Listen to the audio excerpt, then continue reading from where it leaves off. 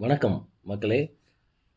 11/3/2025 செவ்வாய்க்கிழமை இந்த இனிய காலை பொழுதில் உங்களை சந்திப்பதில் மிக்க மகிழ்ச்சி. இன்றைக்கி பத்திரிகையில் வந்த சில செய்திகள், அந்த செய்திக்கு பின்னால் உள்ள செய்தியின் கண்ணோட்டத்தை நம்ம பார்க்க போகிறோம். இன்றைக்கி பிரதான செய்தியாக நேற்றுக்கே சொன்னது மாதிரி பாராளுமன்றம் நேற்று கூடியது. அதில் அமளி, பல பிரச்சனைகள்லாம் எழுப்புறதுக்கு எதிர்க்கட்சிகள்லாம் முடிவு செஞ்சுருந்தாங்க. திரிணாமுல் காங்கிரஸ்லேருந்து திமுக, காங்கிரஸ்லாம் போன்ற கட்சிகள். இதில் தமிழ்நாடை பொறுத்த மட்டும் தர்மேந்திர பிரதான் அவர்கள் திமுக எம்பிகள் அநாகரிகமற்றவர்கள், அன்சிவிலைஸ்டு பீப்புள், அன்டெமோக்ராட்டிக், அதாவது ஜனநாயகத்துக்கு முரணானவர்கள் அப்படிங்கிற வார்த்தையை சொன்னது ஒரு பெரிய பரபரப்பாகி சர்ச்சைக்காகி அவர் மீது உரிமை மீறல் பிரச்சனைலாம் ஏற்பட்டு, இதைத் தொடர்ந்து தமிழ்நாடு முழுவதும் அவருடைய உரிமை பூமியை எரித்து அங்கங்கே திமுகவோட பிரமுகர்கள் எதிர்த்த செய்தியை பார்க்க முடியுது.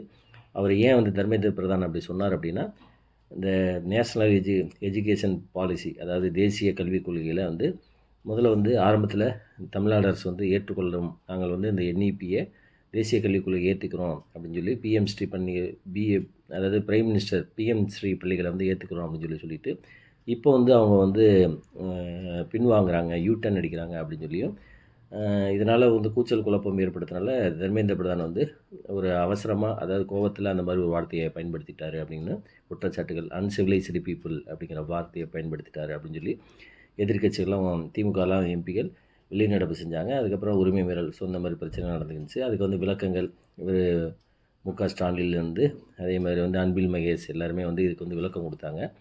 ஆனால் அவர் தர்மேந்திர பிரதான் என்ன சொல்கிறார் அப்படின்னா, முதல்ல இவங்க ஏற்றுக்கிறேன்னு சொல்லி தான் ஒரு ஒப்பந்தத்தில் போட்டாங்க.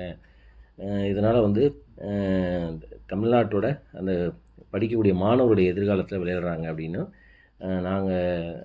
நாங்கள் ஃபண்டெல்லாம் நிறுத்தி வைக்கல அப்படிங்கிற மாதிரி அவர் பேட்டி கொடுத்துருந்தார். அவர் பார்லிமெண்ட்டில் பேசியிருந்தார். அண்ணாமலை அவர்கள் கூட இது தொடர்பாக கேள்வியெல்லாம் எழுப்பியிருக்காரு அப்படிங்கிற செய்தியை நம்ம பார்க்க முடிகிறது. ரெண்டாவது செய்தியாக கனடாவில் லிபரல் பார்ட்டி அந்த கட்சியில் ஜஸ்டின் ட்ரூடோ அவர் மீது சமீப காலமாக பயங்கர குற்றச்சாட்டுகள்லாம் நடந்துருக்கு. அவர் நீக்கணும் அப்படின்னு சொல்லி கூட அங்கே அங்கே கட்சியை சேர்ந்தவங்களாம் போர்க்கொடி தூக்கியிருந்தாங்க. இந்நிலையில் கனடாவோட புதிய பிரதமராக அந்த கட்சி முடிவு பண்ணியிருக்கு. அவர் மார்க் கார்னி அப்படிங்கிறவர் புதிய கனடாவது பிரதமராக பதவியேற்கிறாரு. இவர் ஒரு வங்கி அதிகாரி, அதே மாதிரி ஒரு பொருளாதார நிபுணர் அப்படிங்கிற செய்தி பார்க்க முடியுது. சமீப காலமாக கனடாக்கும் அமெரிக்காவுக்கும் அந்த வர்த்தக போர், இந்தியாவுக்கும் கனடாக்கும் இடையிலேயே கூட பரஸ்பர இந்த பைலேட்டரல் ரிலேஷன்ஷிப் எல்லாமே ஒரு விருப்பத்தகாத இதில் தான் போய்க்கிருக்கு. அப்படிங்கிறது இதில் ஜஸ்டின் ட்ரூடோ இன்றைக்கி அவருக்கு பதிலாக மார்க் கார்னி அப்படிங்கிற நியமனம் பண்ணுறது. குறிப்பாக இந்த சீக்கியர்கள், காலிஸ்தான் தீவிரவாதிகள், அந்த அமைப்புகளுக்கெல்லாம் கனடா அரசு ஆதரவு தரதெல்லாம் இந்தியாவுக்கு ஒரு நெருடலையும் விரும்பத்தகாத இருந்துச்சு. இந்நிலையில் புதிய பிரதமரை தேர்ந்தெடுத்திருக்காங்க செய்தியை நம்ம பார்க்க முடிகிறது.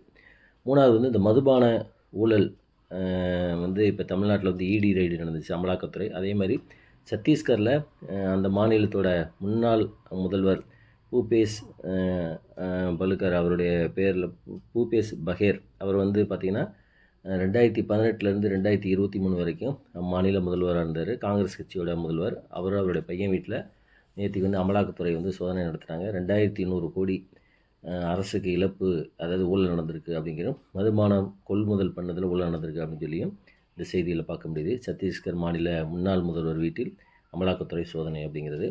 அதுக்கப்புறம் இந்த வந்தே பாரத் ட்ரெயினில் தொடர்ந்து கல்வீச்சு சம்பவம் வடக்கே நடந்துச்சு, தமிழ்நாட்டில் கூட அப்பப்போ நடந்துச்சு.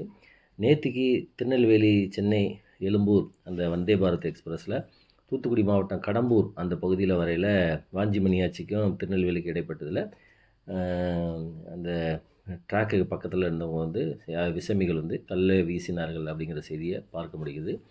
அதுக்கப்புறம் இந்த திருத்தணியில் காய்கறி மார்க்கெட்டு அந்த கடையை, அந்த வளாகத்தின் பேரை கருணாநிதி காய்கறி வளாகம் அப்படின்னு மாற்றுறதுக்கு எதிர்ப்பு குரல்லாம் நடந்துச்சு. குறிப்பாக அன்புமணி ராமதாஸ் கூட போராட்டம் நடத்தப்படும் அப்படின்னு சொல்லியிருந்தார். நேற்றுக்கு தமிழக அரசு அதில் பழைய பேரான காமராஜர் பெயரை நீட்டிக்கப்படும், அதில் எந்த மாற்றம் இல்லை அப்படிங்கிற செய்தியை நம்ம பார்க்க முடிகிறது. அதுக்கப்புறம் சென்னையில் அண்ணா நகர் ஒரு காது கேட்காத சிறுமி பாலியல் வன்கொடுமை அவங்க ஈடுபட்டாங்க. அது தொடர்பாக அந்த சிறுமியின் பெற்றோர்கள் காவல் நிலையத்தில், அண்ணா நகர் அனைத்து மகளிர் காவல் நிலையத்தில் புகார் அளிக்கிற அந்த சிறுமியின் பெற்றோர் கூட துன்புறுத்தப்பட்டார்கள் காவல்துறையினர் அப்படிங்கிறது. இது தொடர்பாக வந்து அதிமுகவோட பிரபுவர் ஒருத்தர் கூட அதில் கைது செய்யப்பட்டார். அதே மாதிரி அந்த சிறுமியோட வாக்குமூலத்தை வீடியோ மற்றும் ஆடியோ வந்து ரிலீஸ் ஆயிடுச்சு அப்படின்னு சொல்லியும், இது தொடர்பாக வந்து அப்போ அந்த காவல்துறையில் வந்து அந்த இன்ஸ்பெக்டர் ராஜி அவர்கள் வந்து நடவடிக்கை எடுக்கணும், அவங்கள வந்து சஸ்பெண்ட் பண்ணியிருந்தாங்க. இது தொடர்பாக சிபிஐ விசாரிக்கணும் அப்படின்னு சொல்லி சென்னை உயர்நீதிமன்றம் வந்து வழக்கு உத்தரவு பிறப்பிச்சிருந்துச்சு. இந்த வழக்கு இதை எதிர்த்து உச்சநீதிமன்றம் தமிழக அரசு வந்து அப்பீல் போனாங்க. அதுக்கு வந்து உச்சநீதிமன்றம் வந்து இடைக்கால தடை விதிச்சிச்சு. அதே மாதிரி இப்போ வந்து ஒரு ஸ்பெஷல் போலீஸ் கமிஷனர் போட்டு விசாரணை பண்ணிக்கிருக்காங்க. இந்நிலையில் வந்து சென்னை உயர்நீதிமன்றம் இந்த வழக்கில் லேட்டஸ்ட்டாக என்ன தீர்ப்பு கொடுத்துருக்காங்க அப்படின்னா, இந்த சிறுமியோட வாக்குமூலத்தை ரிலீஸ் பண்ண அந்த அதிகாரிகள் மீது உடனடியாக நடவடிக்கை எடுக்கணும் அப்படிங்கிற செய்தியை நம்ம பார்க்க முடிகிறது. ஏற்கனவே அந்த காவல்துறை ஆய்வாளர் ராஜி அவர்கள் வந்து இடைநீக்கம் செய்ய வச்சுருக்காங்க அப்படிங்கிற செய்தியை நம்ம பார்க்க முடிகிறது.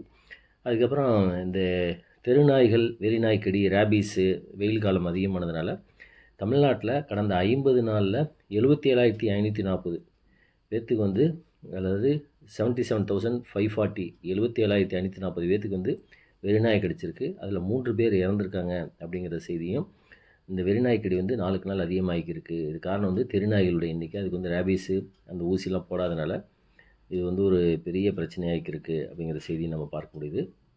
அதுக்கப்புறம் வந்து தாய்மொழி படித்தா தான் வந்து தமிழ்நாட்டு அரசில் வேலையாக இருக்கணும், வேலையில் தொடரணும் அப்படிங்கிற செய்தி அது சென்னை உயர்நீதிமன்றத்தின் மதுரை கிளை வந்து அதை வந்து ஊர்ஜிதப்படுத்தியிருக்காங்க. இது என்ன இஷ்யூ அப்படின்னா, தேனியை சேர்ந்த இளைஞர் ஒருவர் வந்து டான்ஜெட்கோ, அதாவது மின் பகிர்வு அந்த நிறுவனத்தில் வந்து தேர்வு எழுதி பாஸ் பண்ணியிருக்காரு. அவர் வந்து ஒரு எழுத்தராக ஜூனியர் அசிஸ்டண்ட்டாக ஜாயின் பண்ணியிருக்காரு. அவர் வந்து சிபிஎஸ்சியில் படித்ததுனால தாய்மொழியே தெரியாது. தமிழ்நாடு கவர்மெண்ட்டை பொறுத்த மட்டும் தமிழ் தேர்வு வந்து எழுதி பாஸ் பண்ணோன்னா, அவர் வந்து 3 முறை வாய்ப்பு கொடுத்துமே அது வந்து எழுதி பாஸ் பண்ணாதனால அவர் வந்து இடைநீக்கம் செஞ்சுட்டாங்க, பணியிலேருந்து நீக்கம் செஞ்சுட்டாங்க. இதை எதிர்த்து அவர் வந்து ஹைகோர்ட் போகல. ஹைகோர்ட் வந்து தமிழ்நாட்டில் அவர் வந்து என்ன கேட்டிருக்காரு அப்படின்னா, நான் வந்து ஒரு பச்சை தமிழன், அதனால் எனக்கு வேலை கொடுங்க அப்படின்னு சொல்லி சொன்னதுக்கு உயர்நீதிமன்றம் அவர் ஜி.ஆர். சுவாமிநாதன் நீதிபதி அவர்கள் தலைமையில் விசாரணைக்கு வந்தார். கடுமையாக அவர் வந்து சாடி, நீங்கள் வந்து தமிழ் கூட தெரியாமல் நீங்கள் எதுக்கு வந்து அரசு பணியில் சேர்றீங்க, சிபிஎஸ்சியில் படித்தா கூட நீங்கள் வந்து கண்டிப்பாக தமிழ் தெரிஞ்சிருக்கணும் அப்படின்னு சொல்லியும், தாய்மொழி தெரியாட்டினா அரசு பணியில் இருக்கக்கூடாது அப்படிங்கிற மாதிரியும், இதுக்கு வந்து இடைக்கால தடை விதித்து 6 வாரத்தில் வந்து தள்ளி வச்சுருக்காங்க இந்த வழக்கை. அதுக்கடுத்து சென்னையில் உள்ள இந்த விளம்பர பதாகைகள், அதேமாதிரி நேம் போர்டு இருக்குது பார்த்திங்களா, கடைகளில் உள்ள நேம் போர்டுகள், இதிலெல்லாம் வந்து தமிழ்லே இருக்கிறது கிடையாது அப்படின்னு சொல்லி இப்போ வந்து சென்னை மாநகராட்சி வந்து என்ன பண்ணியிருக்காங்க அப்படின்னா, கிட்டத்தட்ட 50,000 கடைகளுக்கு வந்து நோட்டீஸ் விடுத்திருக்காங்க. அனைத்து கடைகளும் வந்து தாய்மொழி பிரதானமாகவும், அதுக்கடுத்து வந்து ஆங்கிலம், அதுக்கப்புறம் வந்து 3வது மொழியாக எழுதிக்கணும், கண்டிப்பாக தமிழில் இருக்கணும் அப்படிங்கிற அந்த செய்தியும் பார்க்க முடிகிறது. ஸோ இதுதான் வந்து இன்றைக்கி பத்திரிகையில் வந்த செய்திகள். மீண்டும் நாம் அடுத்த வீடியோவில் சந்திப்போம். நன்றி, வணக்கம்.